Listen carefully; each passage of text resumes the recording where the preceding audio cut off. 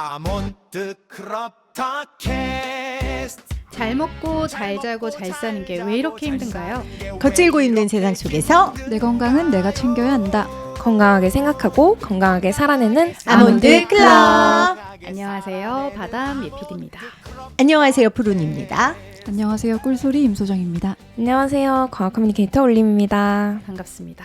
반갑습니다. 오늘 주제 어떤 주제로 이야기 한번 나눠볼까요? 네, 제가 최근에 중독 관련된 행사 진행을 좀 많이 했어요. 한 번은 그 마약 중독 관련 행사를 했었고요. 두 번째는 마약, 알코올, 도박 중독자들과 회복자들과 치료자들의 모임에 가서 또 제가 이야기 모더레이터를 했었는데, 그래서 중독 이야기를 해보고 싶다는 생각이 일단 들었습니다. 제가 이제 그 갔다 온 행사 얘기를 좀 하면, 그 남경필 그 전 경기도지사 그분이 사실은 굉장히 그 유명하고 되게 미래가 촉망되는 정치인이었는데 큰아들이 마약 중독자였어요. 근데 이 친구가 최근에 인터뷰를 한 걸 보니까 16살 때부터 마약을 했대요. 그러니까 미국에 유학을 갔다가 거기에서 이제 우리가 흔히 상상할 수 있는 그 외로움, 뭐 인종차별, 뭐 그런 많은 것들 때문에 손을 댔다가 지금 34살인데 16년. 그러니까 인생의 16년을 살고 마약을 접하고 16년을 중독자로 살았다 그러더라고요. 그래서 그 아들 때문에 아버지가 이제 정치를 그만하기로 하고 은구라는 그 마약 중독자들을 돕는 단체를 만들었어요. 그래서 남경필 씨가 지금 그 일을 하고 있는데 그 친구와 범키라는 가수 아세요? 네네. 저는 뭐 미친 사랑 그 부른 가수래요. 그 여기서 또 이제 세대 차이가 나는 거야. 우리만 처음 모르잖아. 들어봤어. 네. 5, 6년 전에 좀 히트곡 네. 많이 아, 썼었던. 진짜? 네. 근데 그 범키라는 그 친구도 이제 미국에서 교포였는데 거기서 마약을 이제 접했고 마약 중독자로 살았는데 지금은 이제 회복자. 그러니까 중독은 끊었다라는 표현을 안 쓰더라고요. 회복자 몇 년 차. 이렇게 얘기하더라고요. 그분과 또 인천 참사랑병원이라고 우리나라의 중독자들을 위한 병원이 몇 군데 안 되는데 가장 유명한 병원입니다. 거기에 원장님하고 셋이 토크를 했었고요. 제가 마약 중독 그 사회를 보면서 어떤 걸 느꼈냐면 이게 지금 남 얘기가 아니다. 그러니까 마약이 최근에 특히 20대 여성들 사이에서 마약 중독이 엄청 늘었대요. 그 이유가 살 빼는 약. 나비약. 네. 그 약 때문에 살 빼는 약이 왜 중독이야? 나비약이 그게 향정신성 약물이에요. 디에타민인가? 디에타민 맞아요. 네. 그래서 살 뺀다고 먹었는데 살이 빠지는 거는 둘째치고 거기에 중독이 돼요. 그게 약이. 그러면은 뭐 이럴 때 마운자로 이런 것도 그러면은 달라요. 전혀 네네. 기전이 다른 달라요. 거구나. 기저가 달라요. 다른 네. 그냥 네. 살 빼는 약이 네. 또 따로 있는가 보네요. 옛날부터 있었어요. 그래서 아. 되게 나비약은 유명했어요. 굉장히 한번 굉장히 시끄러웠었어요. 그래서 음. 너무 문제가 됐었고 막 트위터 같은데 이제 맞아요. 그 뼈말라 뭐 이런 거 하는 친구들끼리 많이 이렇게 인터넷을 통해서 이렇게 사서 그러니까 병원에 가서 의사한테 처방을 받는 것도 아니고 그렇게 해서 먹었다가 이게 마약이랑 비슷한 효과가 있으니까 좀 문제가 있었던 적이 있어요. 환각과 약간 환청, 구토, 구토 이런 거를 유발한다고 알고 있어요.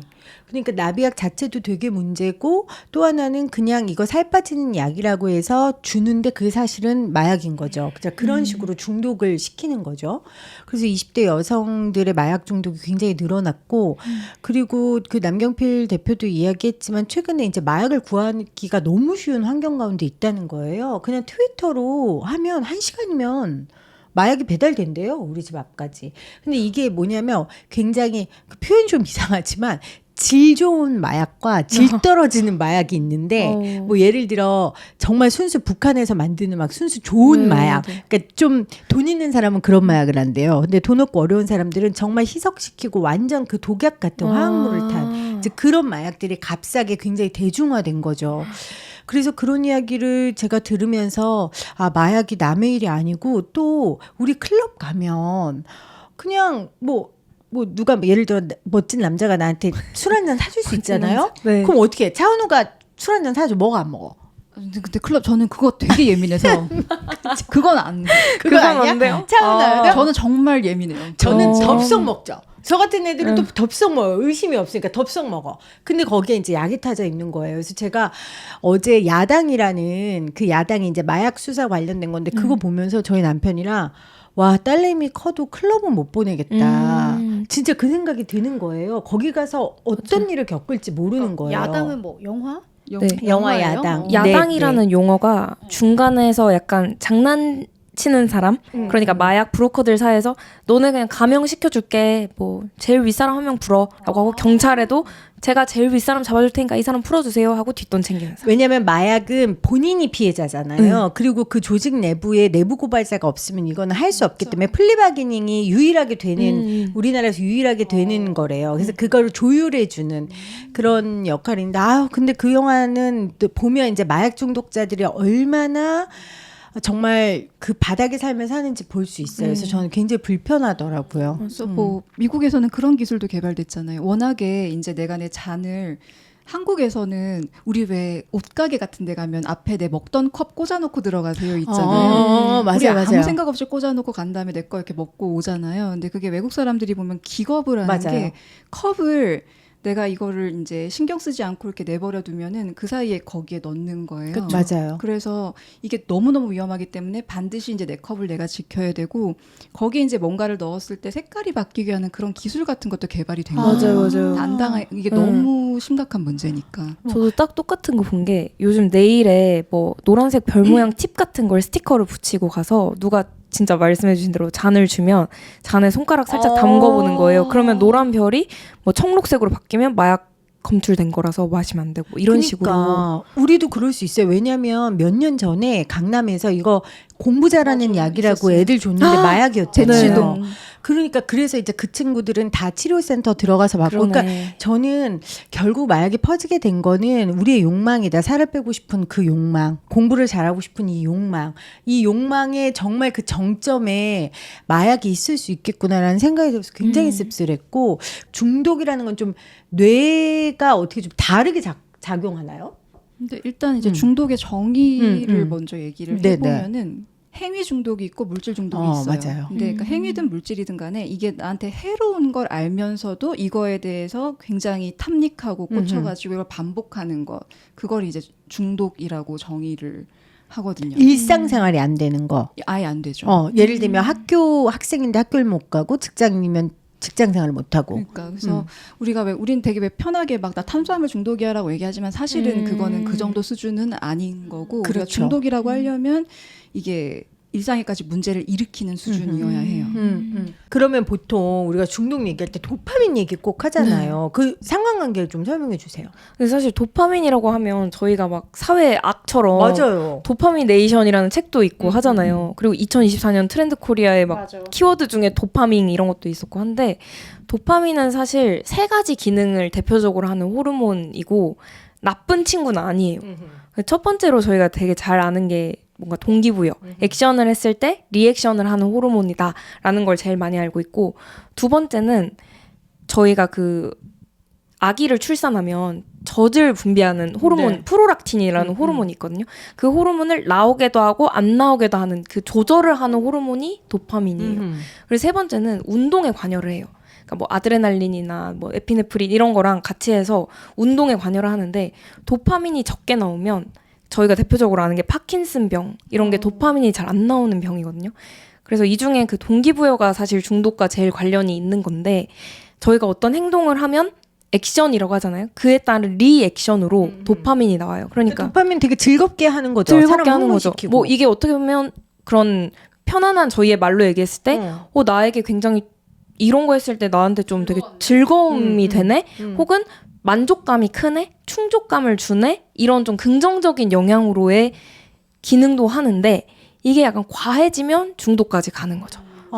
근데 중독된 사람 보면 예를 들어 도박 같은 경우도 했을 때 늘 따지 않잖아요. 더 괴롭고. 그런데도 계속하고. 그럼 그거는 도파민이 안 나와도 계속한다는 얘기예요? 아니 그거는 반대로 도파민이 이제 그때부터는 컨트롤이 안 되기 시작하는 거예요. 그러니까 어떤 식이냐면은 뭐 많은 분들이 알고 계신 그 스키너 상자 실험 있잖아요. 쥐를 이제 상자에 넣어놓고 쥐가 지나가다가 버튼을 우연히 밟아요. 그러면 먹이가 나와요. 그럼 도파민 나오겠죠. 좋아서. 뭐 그럴 수도 있는데 일단 그때 이제 나오는 거는 크게 의미가 없고 이게 상황이 계속 반복이 돼야 돼요. 그리고 두 개의 상자가 있었어요. 이 실험의 의미가 있는 게 뭐냐면 우리가 지금 도박 얘기를 하는 데 있어서 중독 얘기를 하는 데 있어서 이 실험의 의미가 있는 게 뭐냐면 이제 한 상자에서는 누를 때마다 먹이가 나와요. 그러면 얘는 되게 안정적이어가지고 도파민이 그렇게 크게 치지도 않고 그냥 자기가 먹고 싶을 때 아무 때 나가서 먹을 수 있으니까 이게 크게 중독이 안 돼요. 이걸 누르는 행위에. 근데 이제 랜덤으로 나오는 상자가 있어요. 이렇게 눌렀는데 먹이가 나와요. 좋잖아요. 한 번 더 눌렀는데 안 나오네. 또 눌렀어. 나오네. 또 눌렀어. 안 나오네. 그러니까 거기 앞에 앉아가지고 계속 누르고 있는 거예요. 도박 같은데요, 마치? 네, 마치 이제 슬롯머신이나 도박처럼.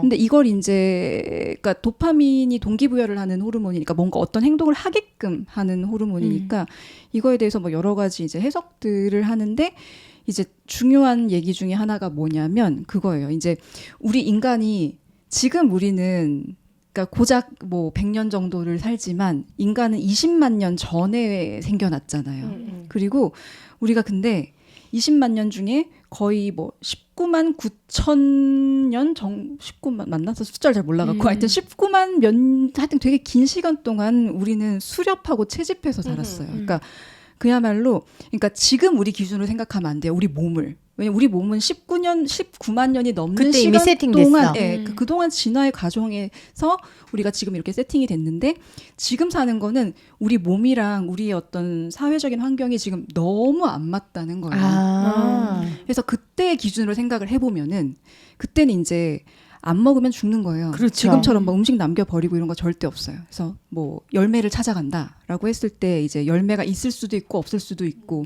그리고 열매를 먹었을 때 이제 딱 그거를 그냥 먹고서 이렇게 그냥 좋았더라 이렇게 한 개 먹고 배가 차니까 만족스럽고 이제 거기서 끝내버리고 이러면은 나중에는 열매 못 찾으면 굶어 죽겠죠.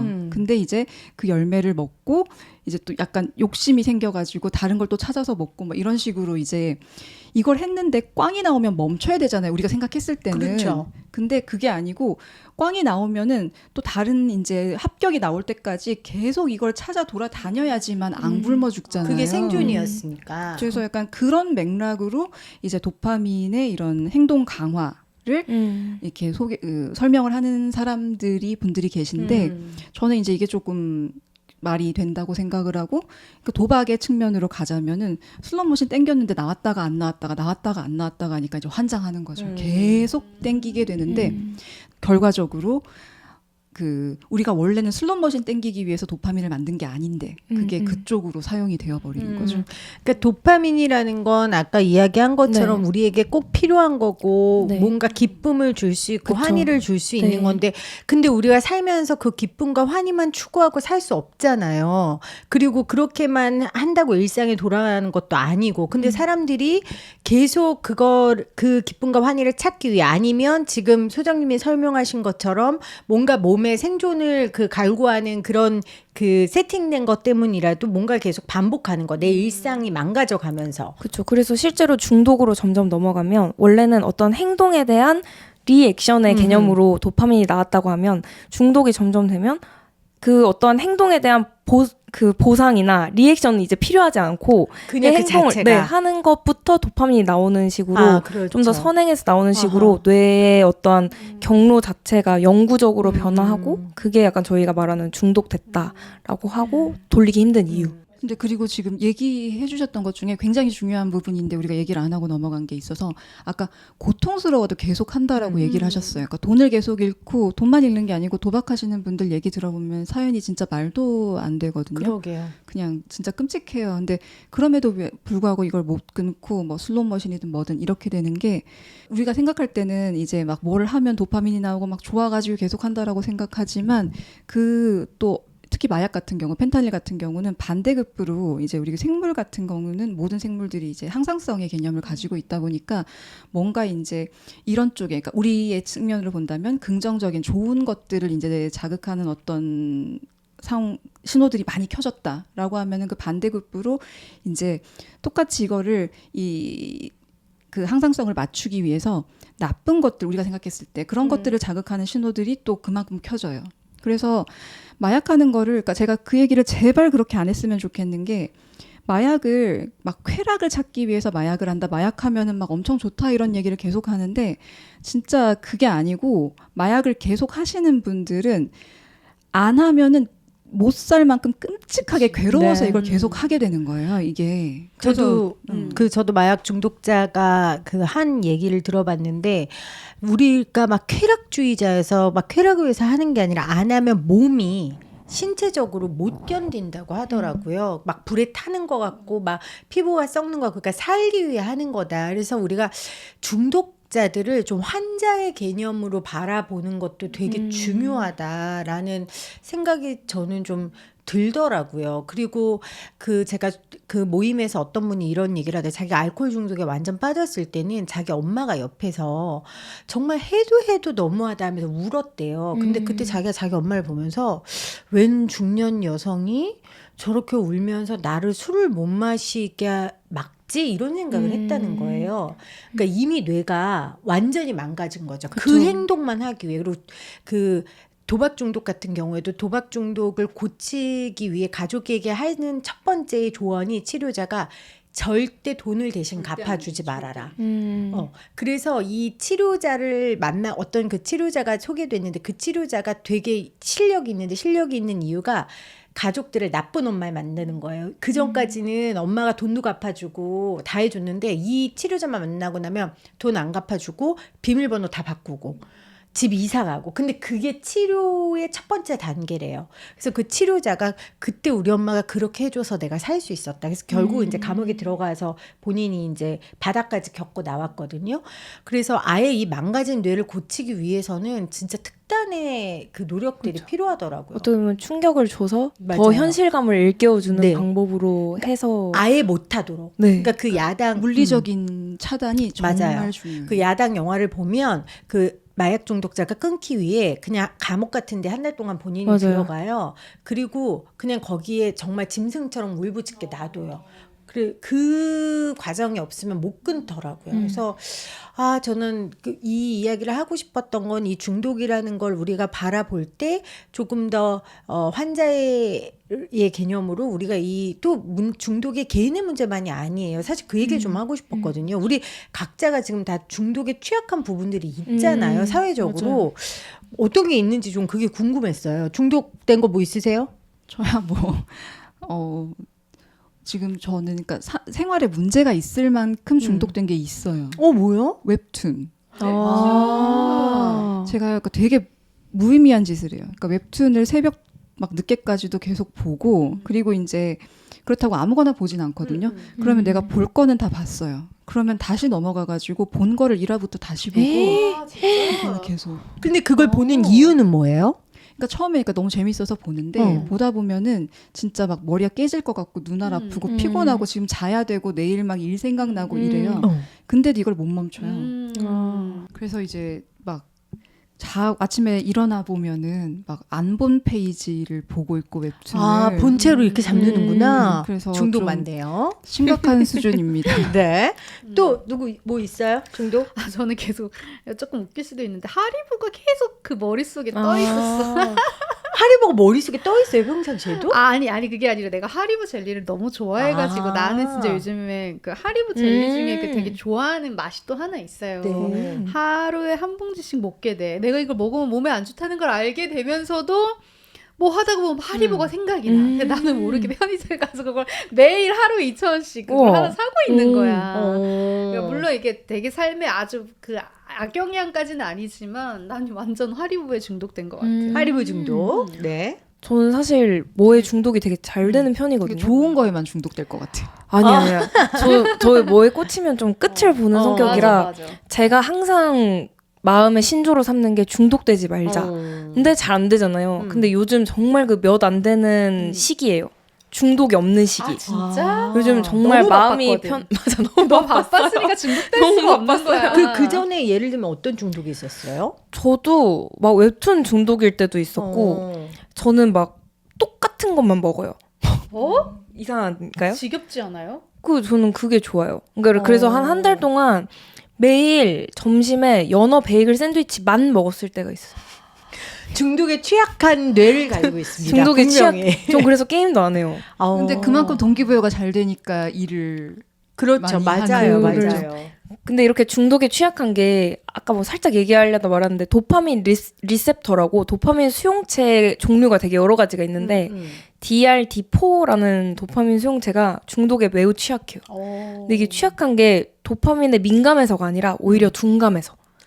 그러니까 앵간치 나와서는 충족이 안 돼서 더 도파민 더 줘 약간 이러면서 중독되는. 맞는 것 같아요. 네. 그 ADHD 친구들이 보면 그 전두엽 발달이 늦어서 도파민을 조절을 잘 못한다고 하더라고요. 그러다 보니까 이제 본인들이 원하는 것만 추구하게 되고. 근데 저 같은 경우는 저는 되게 그냥 작은 것에 되게 쉬운 여자거든요.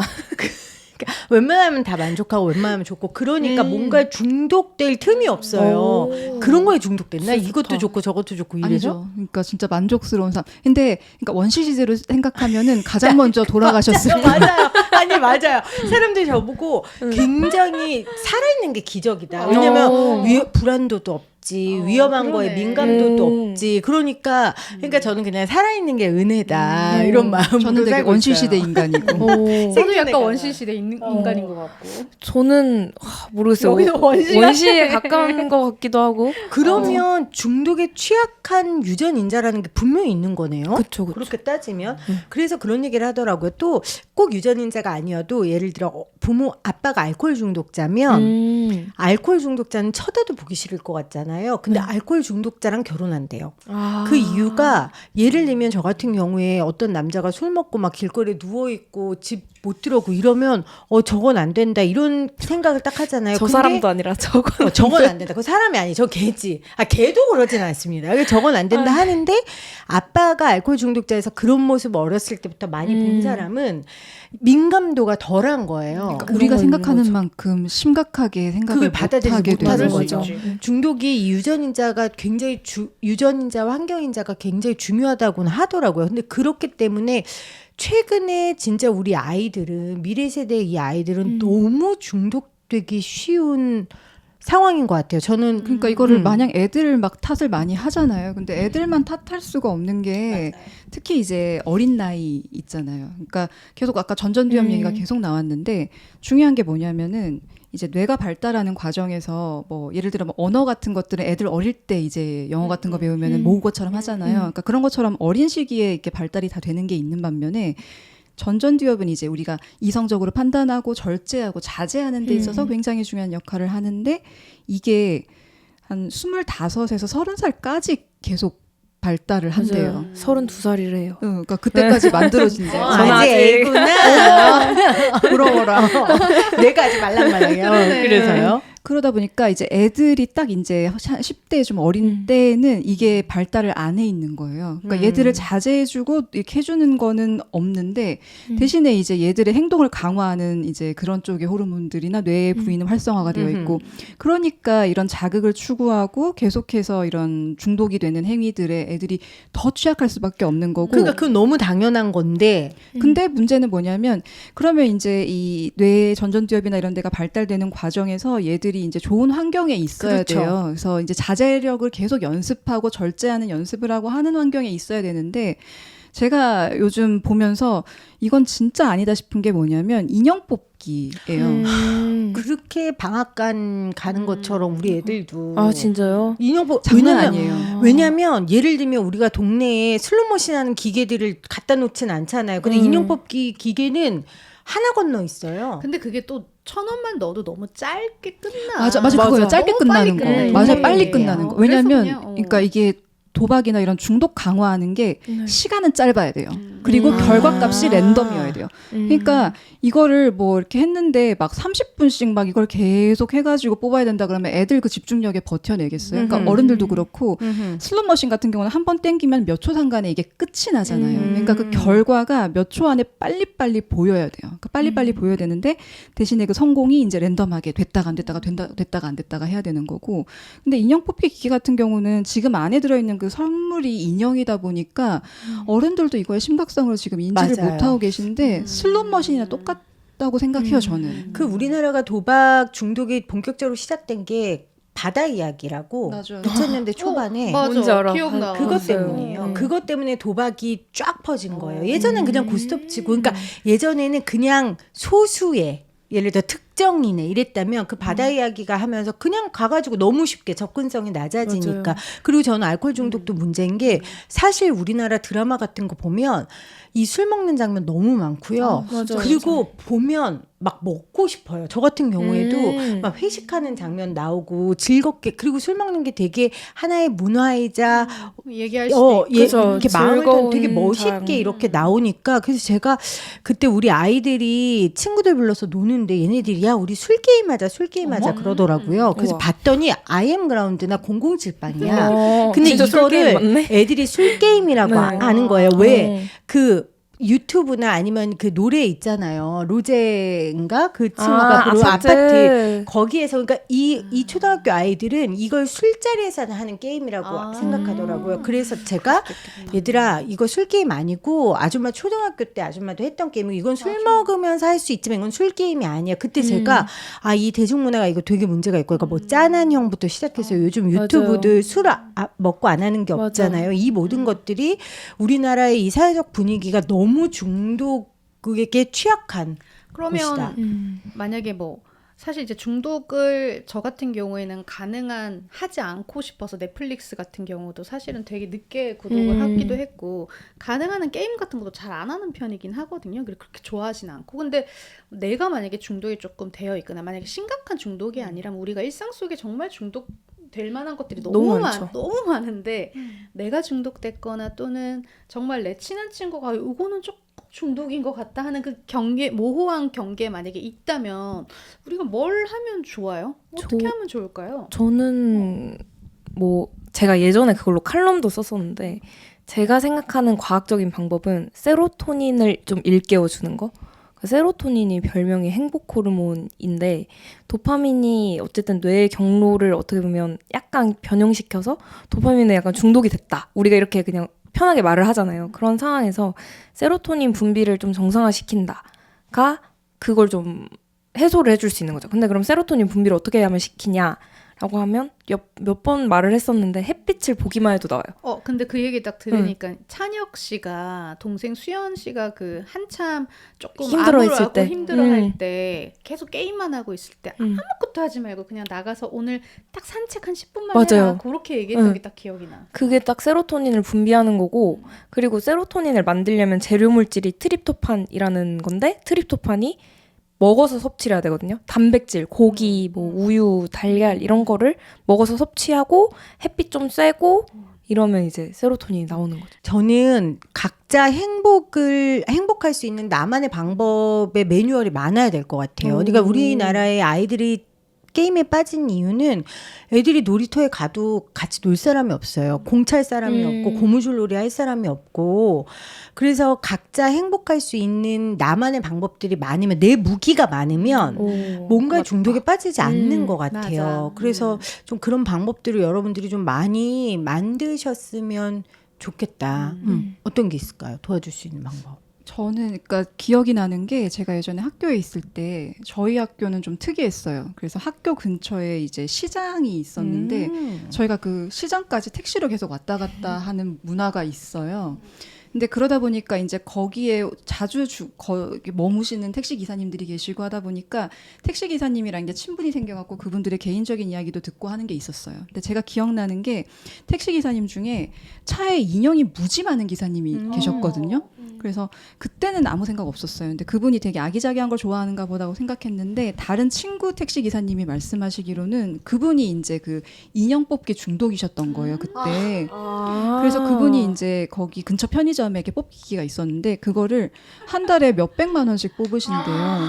근데 그게 이유가 뭐였냐면 이분이 혼자 사세요. 그러니까 기러기였는지 아니면 그냥 혼자 사시는 분인지 모르겠는데, 그러니까 되게 외로운 분이셨던 거예요.